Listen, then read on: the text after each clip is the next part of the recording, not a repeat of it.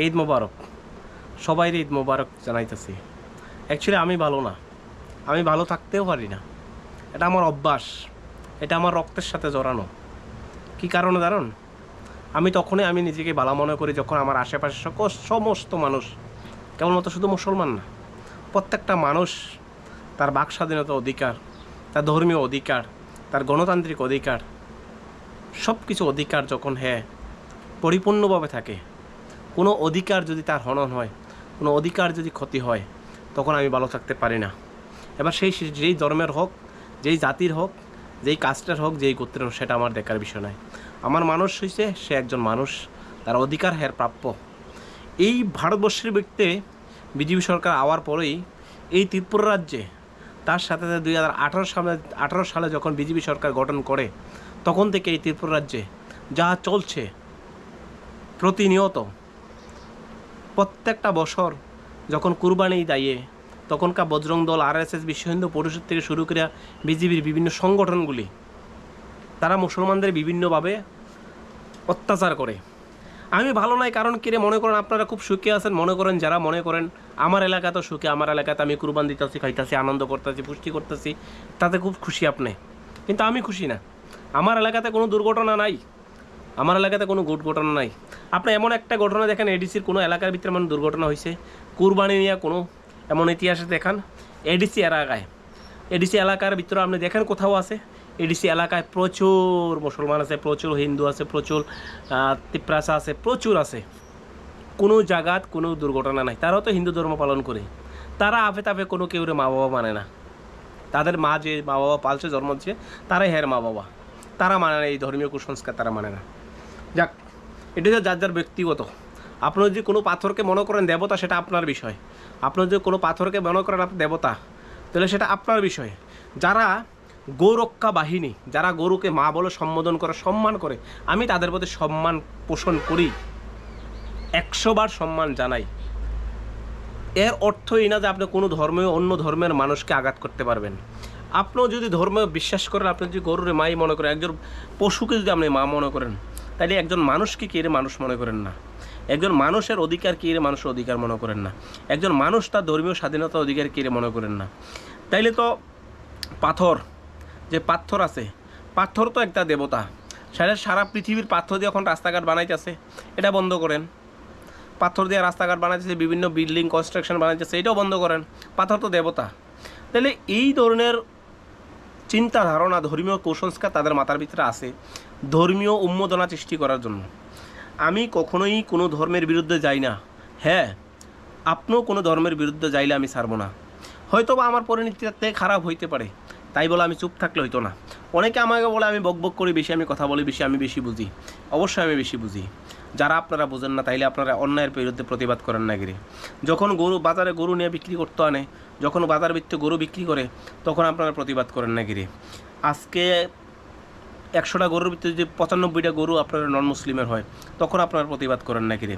তখন তো আপনারা একটা বছর অপেক্ষা করেন মুসলমানদের কুরবানি ঈদ কোন সময় বা আপনি গরুটা বিক্রি করবেন। আপনারা তো সেই আশায় থাকেন। তাইলে আপনারা যে খুশি আছেন, আমার ধর্মপ্রাণ মুসলমান ভাইদের উদ্দেশ্য কইতাছি, আর কত খুশি থাকবেন?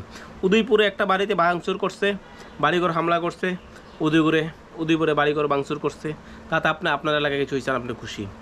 উদয়পুরে আরেকজনের দাড়ি, মুরব্বী একজন বয়স্ক মানুষের দাড়ি টিন্না ছিঁড়া দিছে, বাপের সমান দাদার সমান ব্যক্তিকে দাড়ি টাইন্না ছিঁড়া ফেলাই দিছে।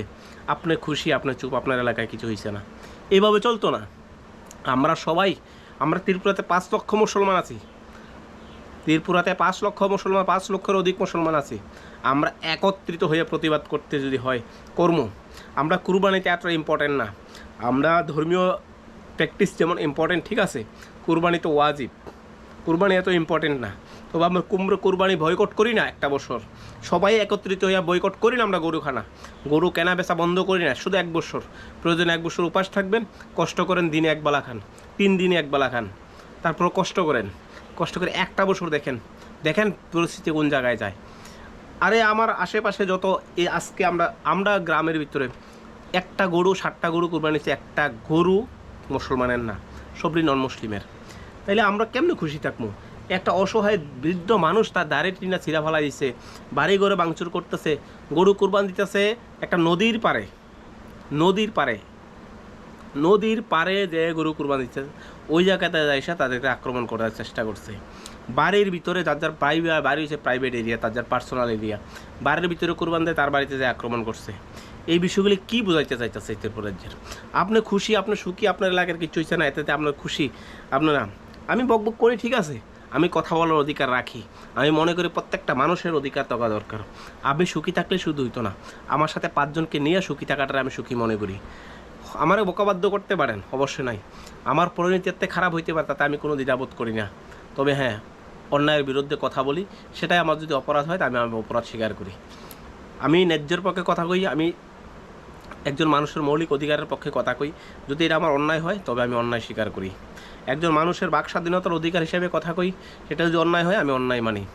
আপনার মতন চুরি করে চুপ করে বই থাকলে হইতো না, প্রতিবাদ করতে হইব। এখন প্রতিবাদ মাধ্যম হচ্ছে সোশ্যাল মিডিয়া, আপনার হাতে হাতে মোবাইল আছে, আপনি কারে এত বই করেন? আপনার গণতান্ত্রিক অধিকার, সংবিধান আমার 12 থেকে 35 সংবিধান আমার অধিকার দিছে, এটা আমার মৌলিক অধিকার, এটা আপনার মৌলিক অধিকার।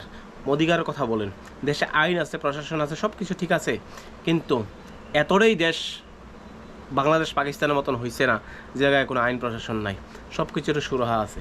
তবে প্রতিবাদ কর্তব্য, নীরব থাকলে এরা বাড়বো।